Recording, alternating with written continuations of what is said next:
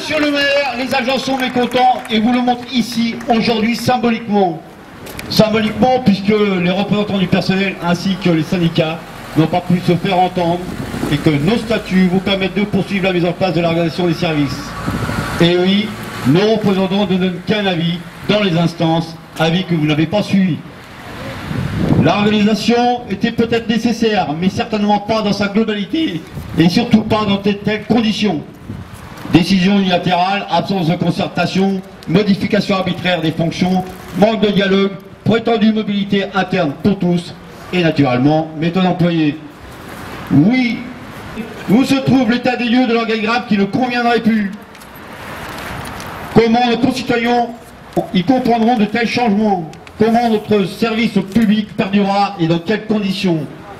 Voilà les questions que vous ne comprenez plus, mais ce sont celles que nous nous posons. Nous comprenons bien les difficultés de la collectivité, mais faut-il pointer du doigt la masse salariale? Ne faut-il pas plutôt y voir une chasse aux sorcières, l'écartement des agents devenus indésirables et la mise au placard de certains? Nous vous demandons, monsieur le maire, de revenir à une écoute partagée, à un échange productif pour le bien de tous. On ne peut pas continuer de donner une image négative à la population saumuroise. Elle attend autre chose d'un service public. On finira avec une citation de John Fitzgerald Kennedy.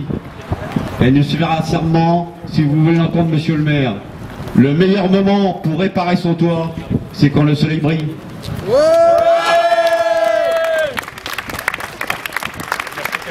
C'est vrai que de toute façon, je vois pas ce qu'on peut faire.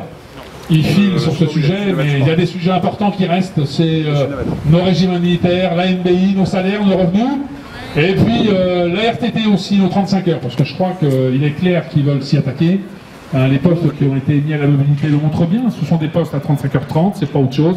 Donc ils sont partis pour remettre en cause la RTT, malgré ce qu'il peut nous dire, et malgré ce qu'il a pu dire lors des rencontres qu'il a fait récemment avec le personnel, surtout concernant les RI, où il dit qu'il y aura que des catégories A ponctuellement qui seront impactées sur le RI. Un peu mensonge quand même, parce qu'il nous écrit l'inverse. Alors, autant les A, les B que les C seront concernés par ces baisses de RI.